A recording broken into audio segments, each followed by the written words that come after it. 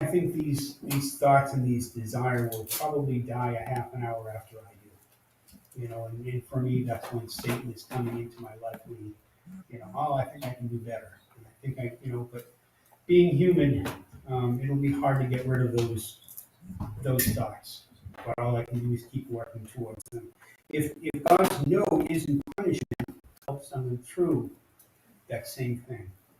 Um, we had an elder of our church, his daughter passed away a number of years ago. It was a very sad time, obviously, for him and his wife and family. But now he has gone through and he persevered. Will he be 100% healed? I don't know. But if someone else goes through that experience, he can be there and help them share his experiences and what he did, help to alleviate their pain and suffering. I had a mentor years ago that made amends with his dad before his dad died. His dad was diagnosed with cancer. He gave him 6 months to live. His dad died in 3 months. He took the time to spend with his dad that had been wasted in the years prior. My mentor's sister did not. So at their father's death, my mentor was at peace and his sister was suffering. You see, sometimes God gives me these black and white situations to see because he knows I'm not the smartest bulb in the circuit. Yes. He knows that I need to be told, this is the way that it is. There were things that I needed to talk with my dad about. And I looked at that situation with my mentor and I said, well, this is God telling me right now, deal with your situation because your parents aren't getting any younger. Simple as that. Through months of tears and searching my heart, I was able to take that time with my dad. This year when he passed away, I had the strength to be able to sit, talk with him on the phone one last time before he passed away and honestly tell him how I felt and assure him that we were going to take care of my mom.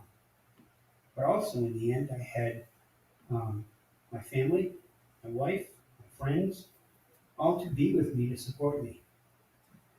Because I was told when I came to this church, we don't care what you look like. Well, we'd like you to dress up a little bit, of course, okay? Put on your Sabbath best, but keep coming no matter what. And make those friends. And I had people loving me into the church. And so I had my church family, I had my biological family, I had my wife to help me through that time. At my dad's funeral, a couple of us were talking, geez, we should do a eulogy. My sister said, I can't. My brother said, no, I can't. I was at peace, so I could do that. And be there for my family. So I continued to search as well. Romans 12:2 says, do not conform to the patterns of this world, but be transformed by the renewal of your mind. Then you will be able to test and approve what God's will is, his good, pleasing, and perfect will. I also had to understand what that word will meant. My will, God's will, your will, thy will be done. My mentor explained to me that your will is your way of thinking.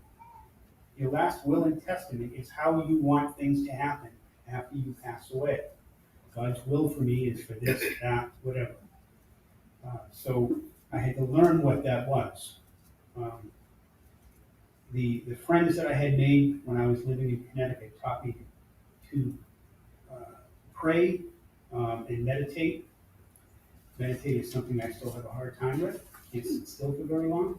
A little ADHD, or whatever they call it these days. But they told me sought through prayer and meditation to improve my conscious contact with God as I understood Him, praying only for the knowledge of His will and the power to carry it out. Not pray for, geez, I'd like to have children, I'd like to have a nice house on the hill. I could have a good motive of having a nice big home to have gatherings or whatever, but pray for the knowledge of His will for me and the power to carry it out. His will and His power. Simple as that. That's what that big sentence boils down to. I can find in that search, I found that I could find joy in the talents that God has given me. Especially true when I use them to glorify God.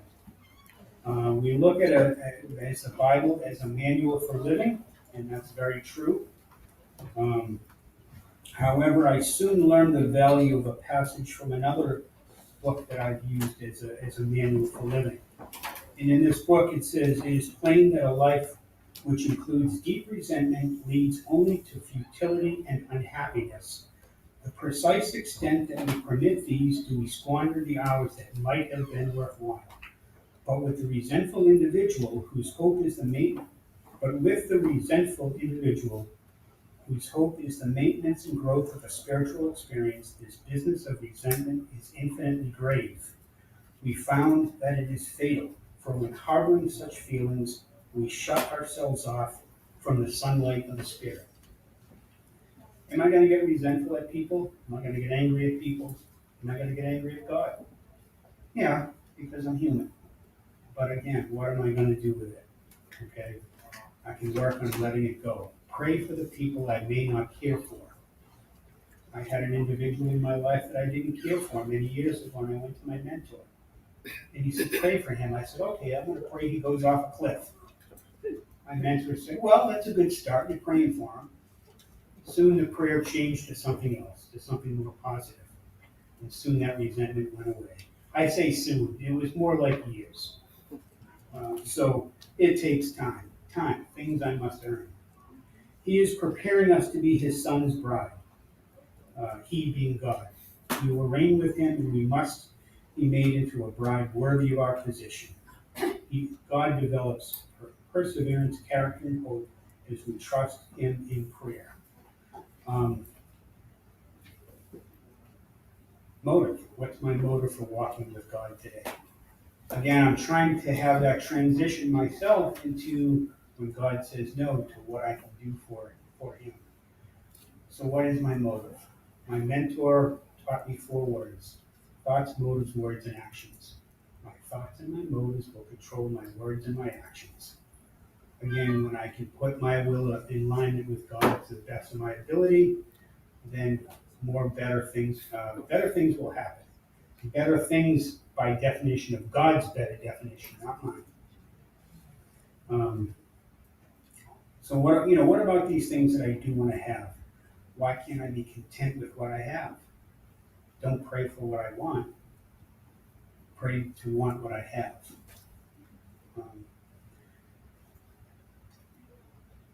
When I spoke a moment ago of car trouble, I had a family member that could help. When I want to complain about the rain, earlier this week we had so much rain. Look out the window and see the roses in Nemia's garden getting free water and growing beautifully. The 2 days after the rainstorm, I was able to go out and photograph some rivers that were swelled up. Got some beautiful pictures that I can use in a PowerPoint presentation for church.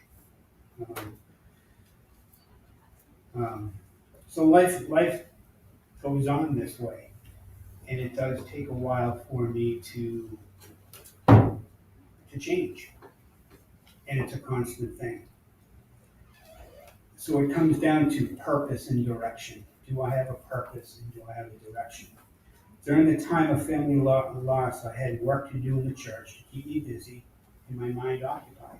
You see, my mind is a very dangerous neighborhood, and I really need to stay out of my own mind because for myself, I'm a very negative person. And my mentor, very spiritual individual. He was on his knees every day. He taught me to start and end my day on my knees.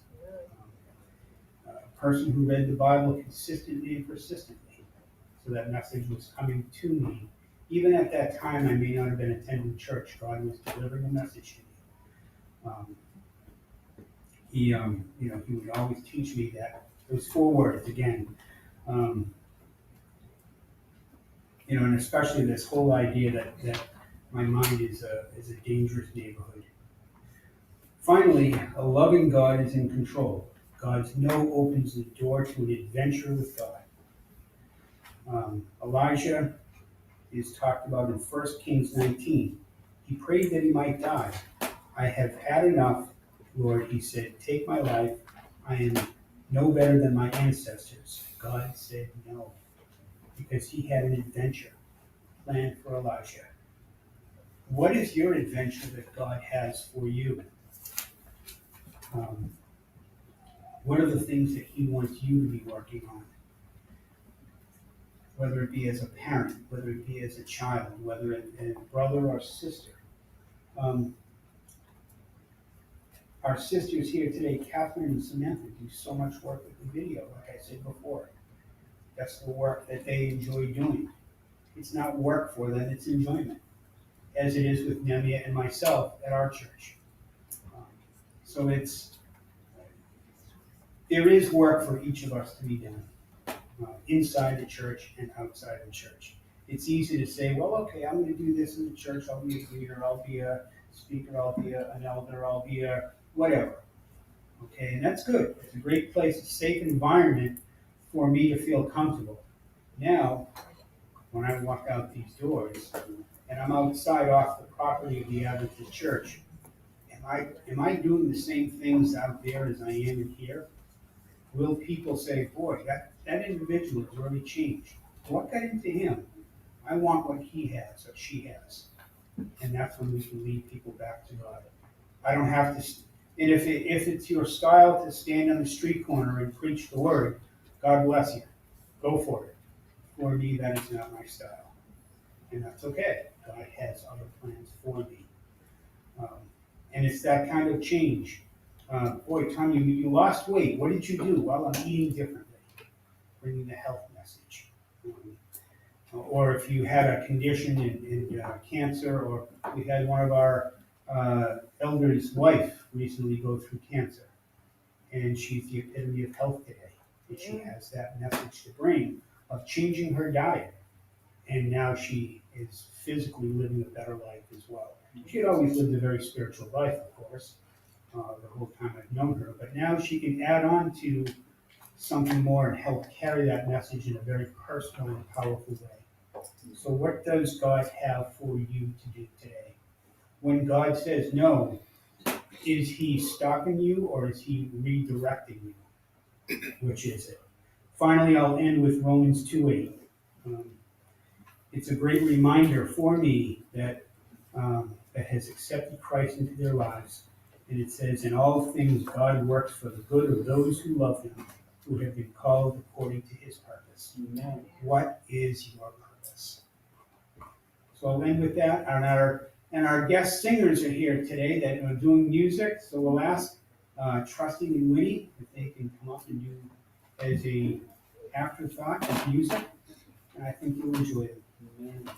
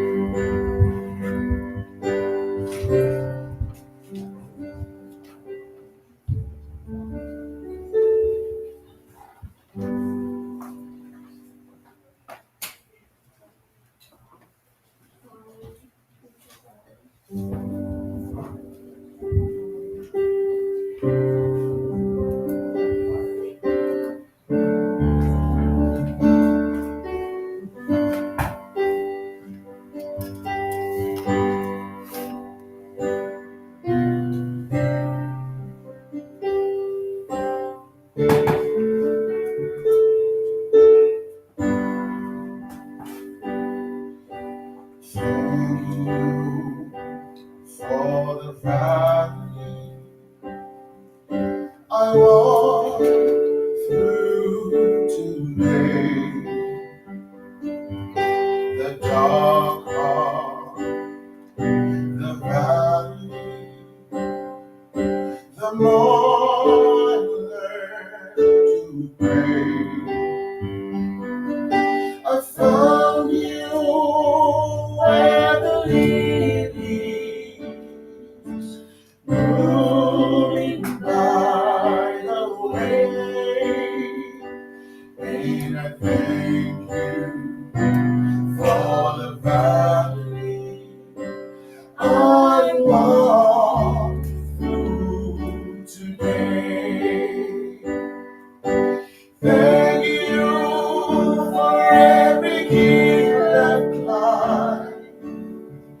And every time the sun did shine, thank you for every lonely night.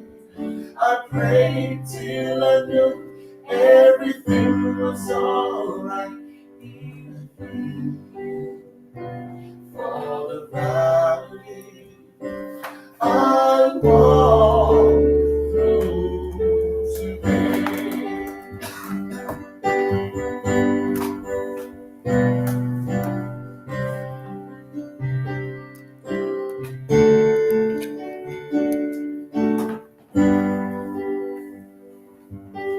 I can be all sunshine, all the flowers will die. The rivers will be desert, all barren and dry. Life can be all blessings, all there will be no need to pray. So I thank you for the valley I walk through today. Thank you for every hill I've climbed, and every time the sun did shine. Thank you for every lonely night. I prayed till I knew everything was alright. And I thank you for the valley I walk through today. Thank you for every hill I've climbed, and every time the sun did shine. Thank you for every lonely night. I prayed till I knew everything was alright. And I thank you for the valley I walk through today. And I thank you for the valley I walk through today. And I thank you for the valley I walk through today. Amen.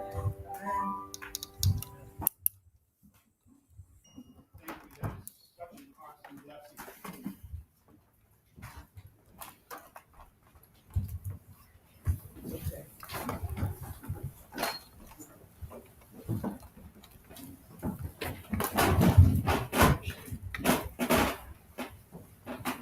Needless to say, we're very grateful for Winnie and trusting to be in our lives, to be able to carry the Lord's message in song. So thank you very much. Thank you both.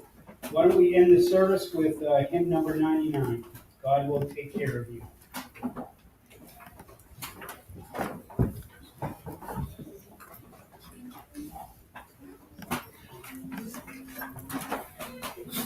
All right.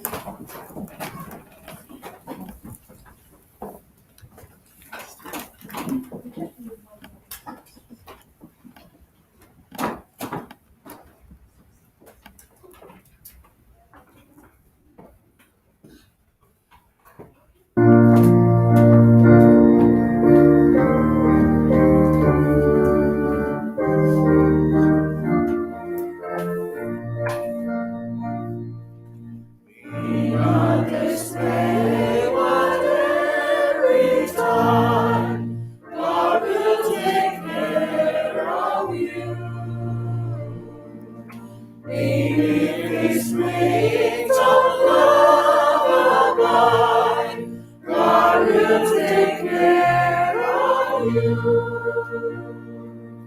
God will take care of you through every day or all the way. He will take care of you. God will take care of you. Through waves of joy and good and fair, God will take care of you. When dangerous fears your path assail, God will take care of you. God will take care of you through every day all the way.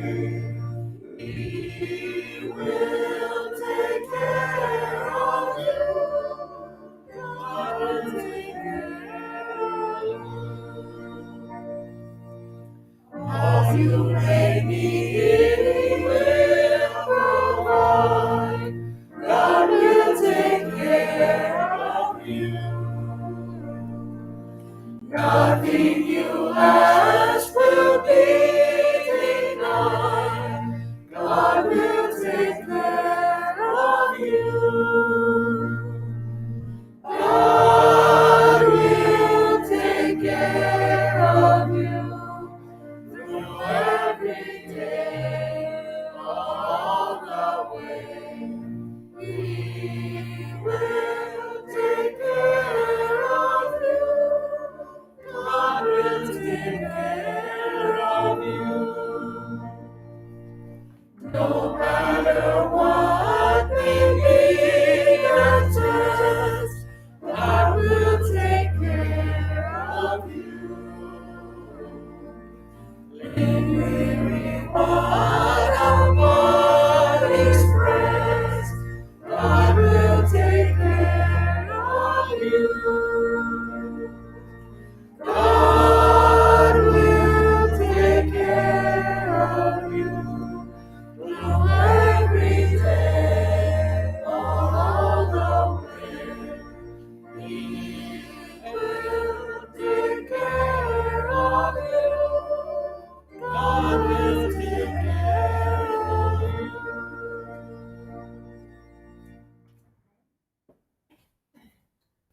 Father in heaven, we thank you for bringing us together as family. Thank you for the Sabbath day that you've given us, especially today with the sun shining. We ask, Lord, that you guide us and direct us as we go out today and the rest of the week. Lord, in the times that you do say no, we ask, Lord, that you can hold us strong. We claim Isaiah 41:10 when you say that you'll uphold us with your righteous right hand. So we ask, Lord, for the strength during those times that you do say no, to hold us true until the time that you have something for us, and guide us to the work that you have for us, the purpose you have. But we especially ask, Lord, that you come soon and take us home. In Jesus' name we pray. Amen. Amen.